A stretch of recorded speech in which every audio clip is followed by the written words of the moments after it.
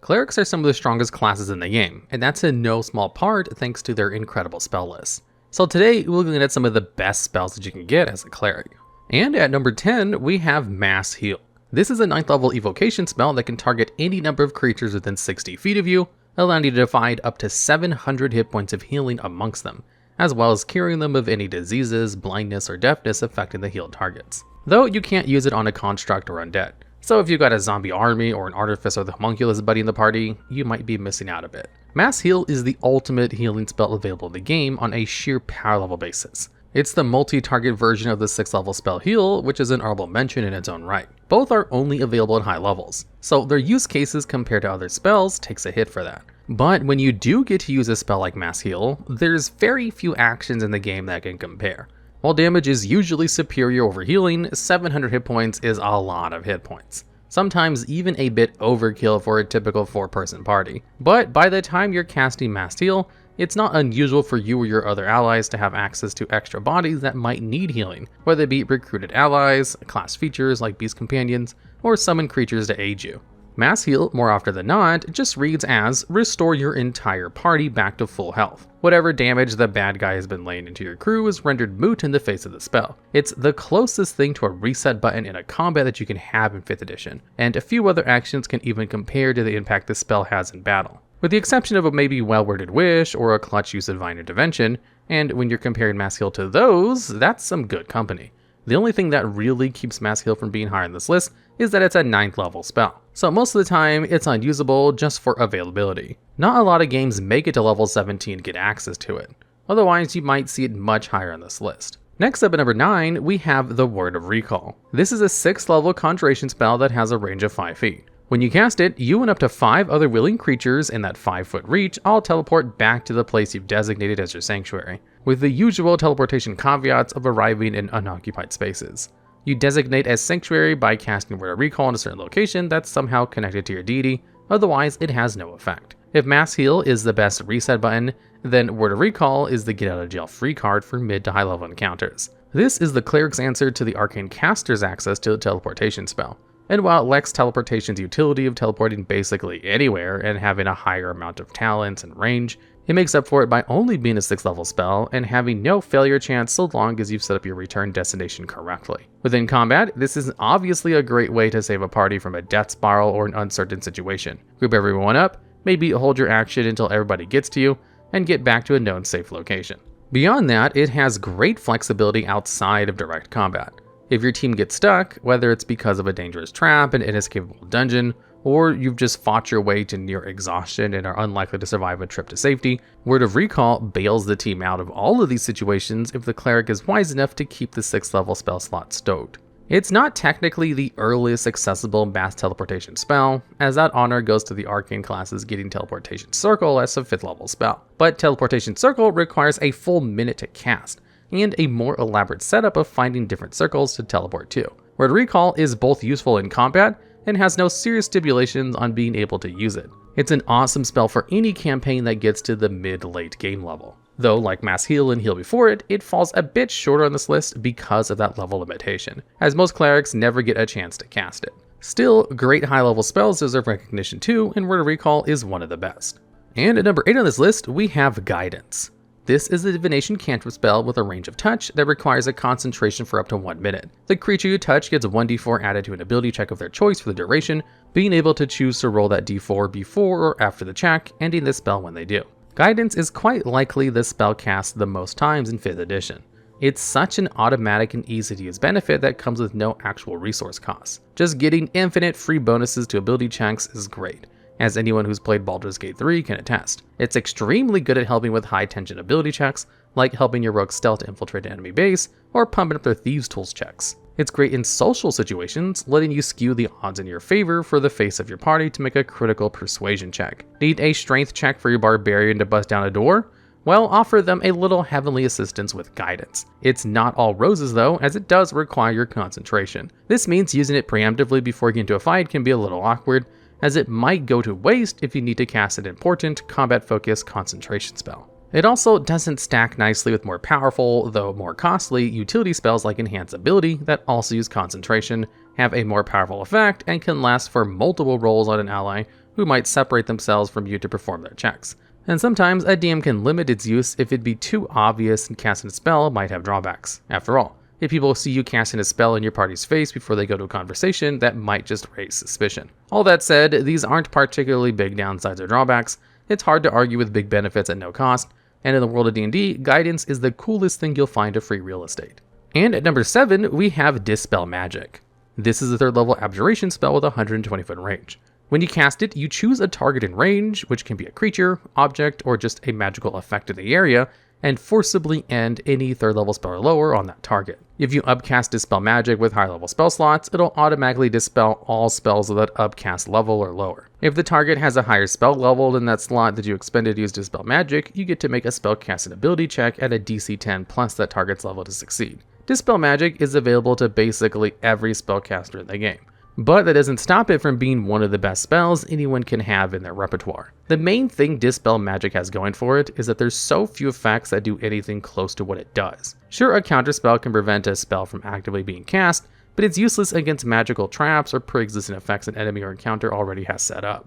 Anti-Magic Field can eliminate basically any magical effect, but it's an 8th level spell, comes with huge drawbacks as it's forced on you and would negate your own magical effects and items, and its 10 foot radius and self-targeting gives it a significantly reduced range compared to Dispel Magic. So much of D&D revolves around spells and magical effects, both from the player side and from the DM side, and any kind of persistent effect typically only has one real answer: Dispel Magic. And even in combat, while trying to hit a caster to end concentration is sometimes a cure for powerful ongoing magical effects, if it's super important to end some kind of magical area or effect spell cast by a super powerful enemy, the guarantee of Dispel Magic success is a big deal compared to gambling on damage and failed concentration checks. While a 3rd level spell slot might seem expensive, it's almost always worth it to have Dispel Magic on hand in your party because nothing solves magical problems like it.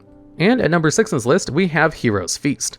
This is a 6th level conjuration spell with a 10-minute casting time and consumes 1,000 gold value bowl that's encrusted with gems. Once you finish casting it, you summon a magical feast that feeds up to 12 creatures and takes them 1 hour to consume. Once they're done chowing down, the positive effects takes place and last for 24 hours. They're healed of all diseases and poisons, and likewise gain immunity to poison and being frightened. They also gain advantage on all wisdom saving throws and get 2d10 bonus to the maximum hit points. Hero's Feast is an immensely powerful spell.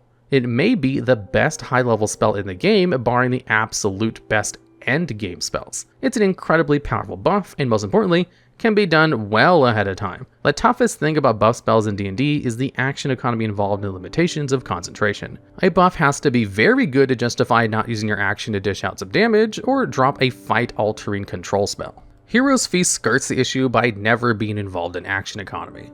And the buffs are nothing to scoff at either. Aid is a similar low-level power spell to Hero's Feast, and it's already a pretty good 2nd level spell for similar reasons. Giving a maximum hit point boost outside of combat that persists is awesome for the same action economy reasons, but 2d10 is a little over twice as good as the 5 HP Aid gives you, and the increases in targets can really overwhelm Aid in value. A sufficiently upcasted Aid might be able to outdo Hero's Feast hit points effects on a small number of targets, but maybe the nicest benefit of Hero's Feast is everything else. Immunity to poison and frighten is insanely useful, as poison is a fairly common status effect and damage type for monsters, and frighten is the go-to control effect on your typical enemy stat blocks. And the most devastating saves tend to be wisdom saves, such as charm and dominate effects, so gaining advantage on those is a real lifesaver. Nothing like thwarting the enemy spellcaster from dominating your not-so-wise fighter, all without having to actually commit to anything. Well, besides a 1,000 gold piece bowl. How much this feature holds back this spell is a table-to-table issue. Some dungeon masters might hand-wave the cost to keep the pace of play up. Others might make it hard to get a custom bowl encrusted with gems. It's hard to judge Hero's Feast on the cost. The only real downside is that it's a 6th level spell, so it takes a while to get to. On the bright side, it doesn't even always cost the spell slot in whatever situation you're getting to, as the 24-hour duration can often let you set up right before your long rest. Hero's Feast is a staple of high-level Dungeons & Dragons, and one of the best spells clerics have access to. And at number 5 on this list, we have Guardian Spirits. This is a 3rd level conjuration spell with a 15-foot radius and a 10-minute duration with concentration. It takes an action to cast, and when you do, you summon a bunch of spirits that extend that 15-foot radius around you, having the speed of any enemies inside and dealing 3d8 damage on a wisdom saving throw for half. Its damage is dependent on your alignment, Radiant for good and neutral, Necrotic for evil. The damage applies when a creature enters it for the first time on a turn and starts its turn there. When you cast it, you can also choose to leave any number of creatures you see unaffected by it. So there's few issues with friendly fire unless you're blind. Guardian Spirits is the go-to crowd clearing spell for Clerics. It's one of the best area of effect spells in the game. While it doesn't have the burst damage of Fireball or Lightning Bolt, the fact that it persists for 10 minutes means that you're likely going to be dealing 3d8 damage a bunch of times throughout a fight. Speaking of that 10-minute duration, while you can't set it up in advance well ahead of time, 10 minutes is certainly long enough to frequently skirt the action economy and cast it before you burst into a full room of enemies if you see enemies charging you, without any issues of losing significant amounts of duration like most 1-minute concentration spells. Guardian Spirits turns Clerics into a walking blender, able to cast it and just walk up to enemies, shredding their hit points and daring them to try to end it. It's inherently synergistic too, as enemies will want to charge you and hit you to end the concentration, but risk being stuck in it for multiple turns or getting stopped short thanks to movement penalties. On top of that, Clerics tend to be a more heavily armored class and can often waste enemy attacks against the Cleric's high AC. Though if their attack bonuses are high, this could quickly turn into a double-edged sword. Either way, the average damage output for one spell that doesn't even always cost you an action is absolutely bonkers for Guardian Spirit. It's a spell a Cleric shouldn't ever be caught without, as you never know when that horde of goblins is just around the corner, just waiting to get cut down in droves by your Guardian Spirits. And at number 4, we have Revivify. This is a 3rd level necromancy spell with a range of touch that takes 1 action. It costs 300 gold worth of diamonds, and allows you to bring a creature that died within the last minute back to life with 1 hit point. Though this effect doesn't work on things like old age and can't restore missing body parts. While Spirit Guardians might be the 3rd level spell every Cleric should take, Revivify is the 3rd level spell every Cleric better take, or you might be in for some really awkward and bitter conversations over the table about why you can't bring your friend's dead character back to life. Revivify is the in-combat solution to an ally dying. There's a handful of spells in the game that can bring someone back from the dead, but every single one of them have extended cast times that make them basically unusable in combat, and often come with huge downsides on the revived creature to offset the benefits of working on them, even if their death wasn't as recent. D&D is, at its core, a game of variance. Every dangerous situation is going to involve dice rolls, and inevitably, the dice are going to go bad for your party at one point or another. A critical here, a natural one, a death saving throw there, and suddenly you're down a party member. And in a game of action economy, a downed teammate is the worst possible outcome. Healing spells are great for getting unconscious allies back in the game, and it's expected that the Cleric might have some healing spells for those situations. But a dead character isn't just down for the rest of the fight. If you can't get them back up, they're likely going to be down for all following fights as well. And if you haven't made it to level 9 to access the other, slower, death-defined spells like the 5th level Raise Dead, then Revivify isn't just your only combat option, it's your only option, period. Even if you have Raise Dead, Revivify is still way better because it doesn't saddle your dead friend with a -4 penalty to all their rolls until they take a bunch of long rests to reduce the penalty. Revivify is unbelievably important. It's basically the only tool players have against incredibly bad variants to avoid death spirals and insurmountable situations that come with dead party members. There's only one other spell in the game that can do what Revivify does, and that's using Wish to cast Revivify, a uniquely great and nearly mandatory spell for Clerics. And at number 3, we have Bless. This is a 1st level spell that lets you bless up to 3 targets within 30 feet of you. As long as you maintain concentration, for the next minute, each blessed target can add a d4 to any attack rolls or saving throws they make. Bless is arguably the best buff in the game. It's very low investment at only 1st level spell slot, and a great way to help in nearly every combat situation imaginable. Getting buffs to accuracy is one of the best ways to guarantee consistent damage throughout a fight, and while a single d4 might not seem like a lot, an average of 2.5 bonus for a roll is letting a player hit multiple levels above their current status. After all, getting a +2 bonus to hit is something you have to commit class features to, or wait for a proficiency bonus increase to get.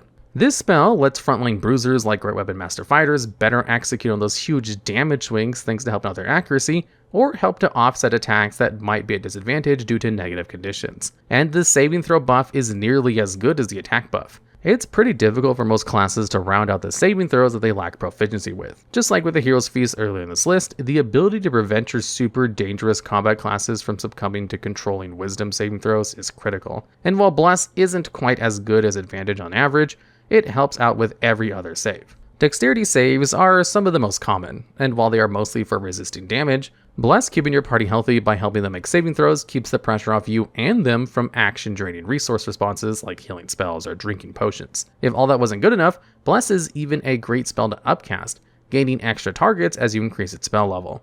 It's one of the best first level spells, and it's still well worth a level 2 or 3 spell to apply the buff to a bigger party or players of their allies.